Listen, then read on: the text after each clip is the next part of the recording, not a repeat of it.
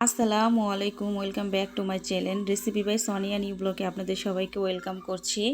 আজকের পর্বে আপনাদেরকে একটি ডিম দিয়ে 3 রকমের নাস্তার রেসিপি সবচেয়ে সহজে ঝটপট তৈরি করে নেওয়া যায়।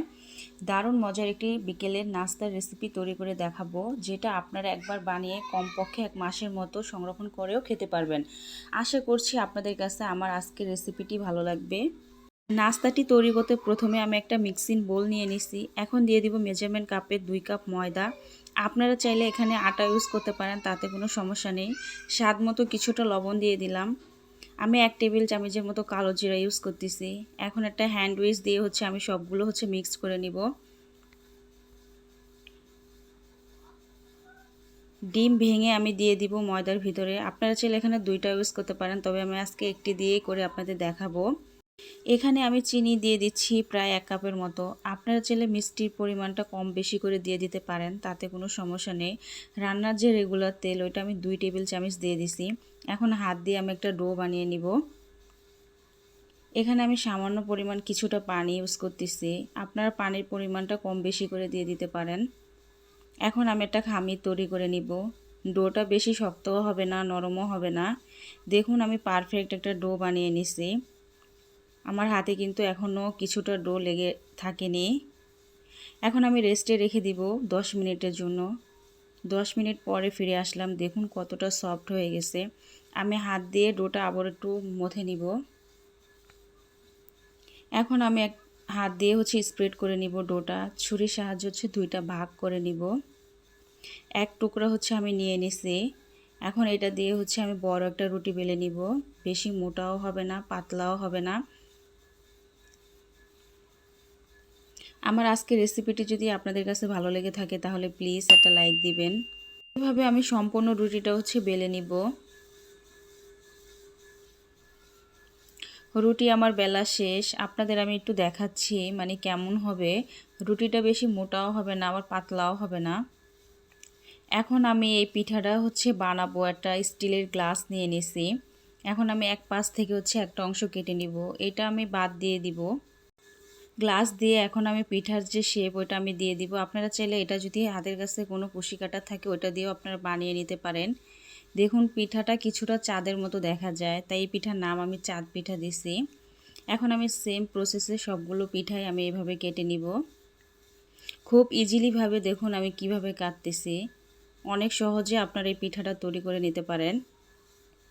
আমি এভাবে সবগুলো পিঠাই কেটে নিব। দেখুন আমার পিঠাগুলো কাটা হয়ে গেছে, আপনাদের দেখাচ্ছি। আমি এখন এই পিঠাটা একটা ডিজাইন করব। আপনারা চাইলে হাতের কাছে যা কিছু আছে না তা দিয়ে আপনারা এই ডিজাইনগুলো করতে পারেন। এটা আমি হ্যান্ড উইচ দিয়ে এই ডিজাইনটা করে আপনাদের দেখাচ্ছি। হ্যাঁ, এই ডিজাইনটা কেমন হয়েছে অবশ্যই কমেন্ট করে জানাবেন। কিন্তু আমার এক পদ হয়ে গেছে। আমি আরেক পদের জন্য আরও এক টুকরা ডো নিয়ে নিলাম। এটা আমি 2 ভাগ করে নিচ্ছি। এখন এটা আমি একটা ছুরির সাহায্যে ছোট ছোট লিচি কেটে নিব। আপনারা এটা চাইলে ছোট বড় করে নিতে পারেন, তবে আমি আজকে মিডিয়াম সাইজ করে বানাবো। এটাকে আপনারা বিস্কুট নাস্তাও বলতে পারেন। এই নাস্তাটিও কিন্তু ভীষণ দুর্দান্ত হয় খেতে। এখন এটা যে তেল ছাঁকি বা পিঠা বানাই ওইটা দিয়ে আপনাদের এই ডিজাইনটা করে দেখাবো। আপনারা এখানে সামান্য পরিমাণে কর্নফ্লাওয়ার নিয়ে বা ময়দা নিয়ে দিয়ে হাত দিয়ে আমি হালকা করে স্প্রেড করব। বেশি জোরে আপনারা চাপ দিবেন না। দেখুন কি সুন্দর একটা ডিজাইন হয়ে গেছে। এখন সেম প্রসেসে আপনাদেরকে আরও কয়েকটা করে আমি দেখাচ্ছি। পিঠাগুলো বানানো খুবই সহজ।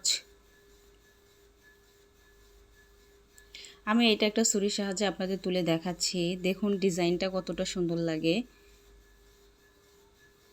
আমি এইভাবে সবগুলো নাস্তা আমি বানিয়ে নিব। আপনারা প্লিজ আমার ভিডিওটি স্কিপ করবেন না, সম্পূর্ণ ভিডিওটি দেখবেন, অবশ্যই ভালো লাগবে আপনাদের কাছে। একটি নাস্তার রেসিপি আপনাদের তৈরি করে দেখাবো। এখন আমি আরেকটা ডো নিয়ে নিচ্ছি। এইটা আমি একটা রুটি বেলে নিব। এখন সামান্য পরিমাণ কিছুটা ময়দা দিয়ে দিব। এখন বেলনির সাহায্যে এটাও আমি একটা রুটি করে নিব। দেখুন আমার রুটি বানানো হয়ে গেছে। এখন একটা ছুরির সাহায্যে আমি পিস পিস করে কেটে নিব। আপনারা যে যেমন শেপ করতে চান বা যে যেমন ডিজাইন করতে চান আপনারা করে বানিয়ে নিতে পারেন। এগুলো আপনারা মেহমান আপ্যায়নে বা নিজেরা বানিয়ে খেতে পারেন, খুবই ভালো হয়। দেখুন আমার সবগুলো ডিজাইন করা হয়ে গেছে। এখন চুলায় একটা প্যান বসিয়ে দিছি। এখন দিয়ে দিব রান্নার যে রেগুলার তেল সয়াবিন, ওইটা দিয়ে দিব পরিমাণ মতো। তেল গরম হয়ে গেছে, এখন আমি পিঠাগুলো এক এক করে দিয়ে দিব। তেলটা আপনারা একটু কম গরম করে দেওয়ার চেষ্টা করবেন। বেশি গরমে দিলে কি হবে, পিঠাগুলো উপরে হয়ে যাবে, ভিতরে ক্রিস্পি ভাবটা আসবে না। এখন আমি ব্রাউন কালার করে সবগুলো পিঠা আমি ভেজে নিব। আমি তেল ছাকার ছাঁকনি দিয়ে সবগুলো পিঠা তুলে নিচ্ছি। এখন আরও এক যে বানাইছিলাম নাস্তা, ওইটাও আমি দিয়ে দিব। দেখুন এটা অনেকটা ফুলে উঠছে। এখন এটা আমি ব্রাউন কালার করে ভেজে নিব। জানি না আপনাদের সাথে আমি কতটুকু কি শেয়ার করতে পারছি। আরও একটা নাস্তার রেসিপি ছিল, এটাও আমি দিয়ে দিব এক এক করে। এটা আমি ব্রাউন কালার করে ভেজে নিব। চুলার আঁচটা মিডিয়াম রাখার চেষ্টা করবেন। দেখুন আমার সবগুলো পিঠা ভাজা হয়ে গেছে।